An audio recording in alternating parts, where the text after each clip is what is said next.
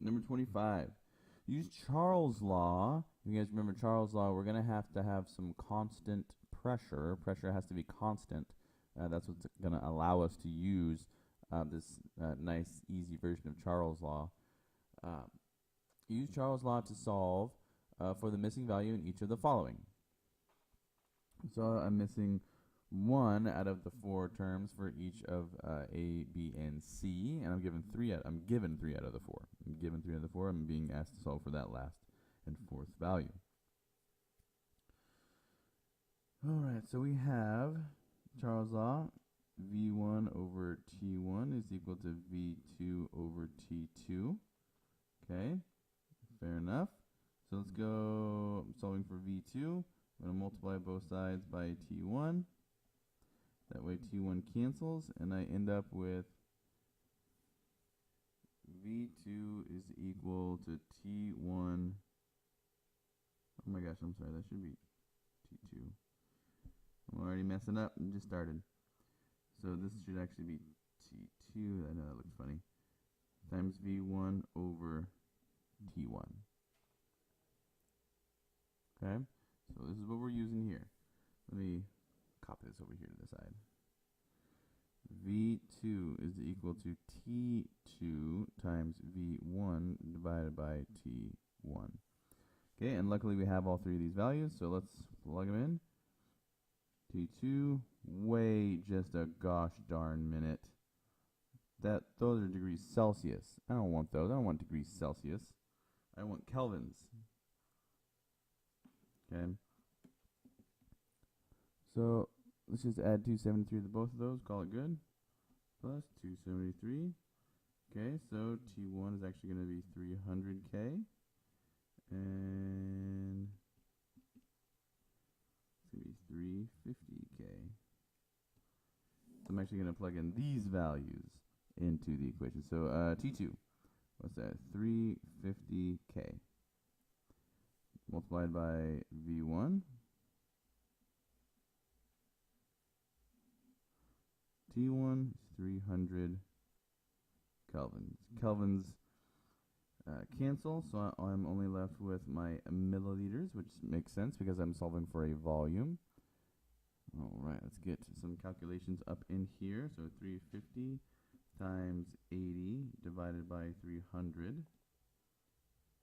And I end up with, let's see, how many sig figs do I want here? 3.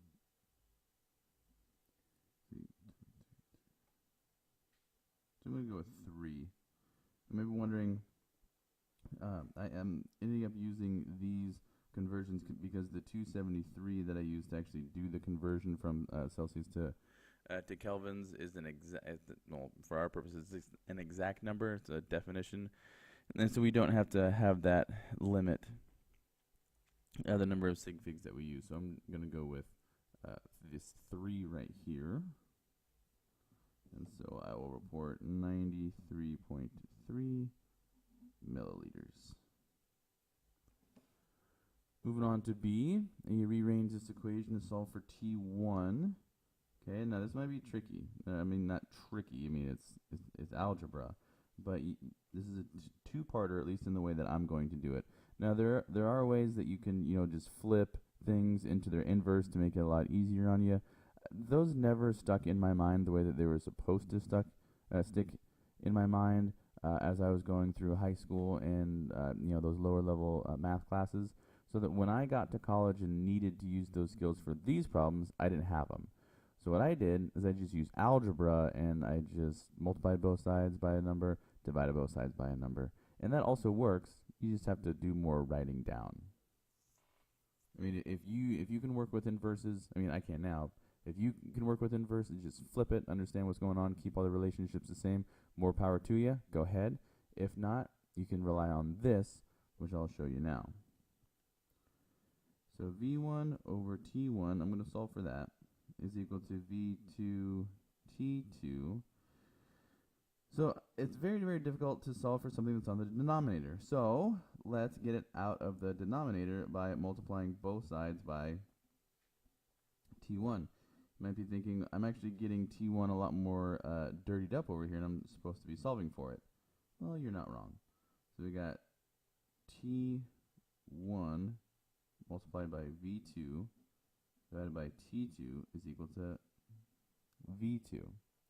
Now, again, I know I'm trying to get T1 by itself, so let's ask ourselves, how do I get this T2 out of here? I multiply both sides by T2. How do I get V2 out of here? I divide both sides by V2.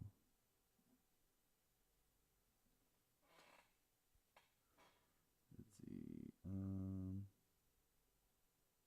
I've got myself lost here. Oh, that's right, sorry. I'm dividing both sides. No, I have got myself lost here. Oh, sorry, this should be equal to V1, that's right. Okay, that'll make more sense. Now I divide by V2. Okay, so multiplying both sides by T2, it's gotten rid of T2 right there. Dividing both sides by V2 has gotten rid of that V2 right there. And so now I have that look that I wanted all along. Solving for T1, that makes it equal to V1 times T2 over V2. So let's clean that up because it's pretty darn dirty. T1 is equal to V1 times T2 divided by V2. So now, look at that. Would you look at that? Would you look at that? Got to turn that 127 into kelvins. Oh, 400. Goodness gracious, 400. That's 400K. So V1, 125 liters. T2, 400K. V2, 85 liters. And notice liters cancel. I'm also working with 3 significant figures all around, so when I look for my final temperature, I'm going to use 3 significant figures. Let's go 125 times 400 divided by 85. I'm going to use 3 significant figures, so I'm going to keep this one at 588K. 588K.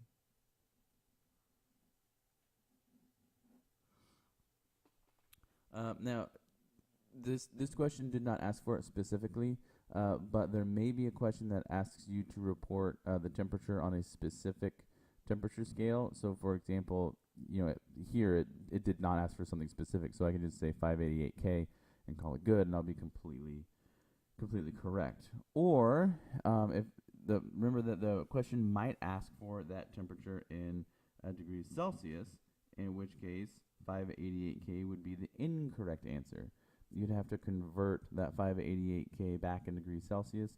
Simply subtract the 273 to get 315 degrees Celsius. And let's move on to C here. All right, I'm seeing some temperatures here already, so let's go ahead and convert those into kelvins even before we start. And this is one of the reasons why. Can you imagine if you throw a negative sign into these calculations, you're going to get some nonsensical answers with some negative volumes and some negative pressures, and just unfortunate stuff if you don't convert those into the Kelvin scale. So 160 plus 273, that's 433K. And then negative 33, that's 240K.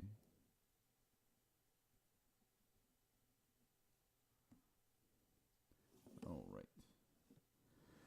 So I am solving for V1.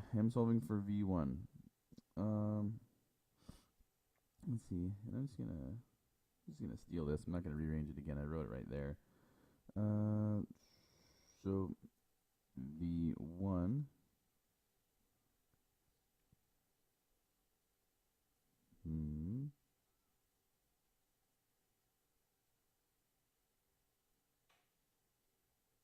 oh yeah, sorry. T1 V2 over T2. Alright, and we have these three values all ready to go. So my T1, which is 240K, multiplying that by my V2, which was 54 mils, dividing by my T2, which is 433K. Notice that the kelvins cancel, and my final answer is in terms of milliliters, which makes sense because I am doing a volume here. 240 times 54 divided by 433. Alright, now 3 sig figs, 3 sig figs, 3 sig figs. I'm going to use 3 sig figs, so I'm going to keep that 9 right there. So 29.9 milliliters for that V1, that original volume.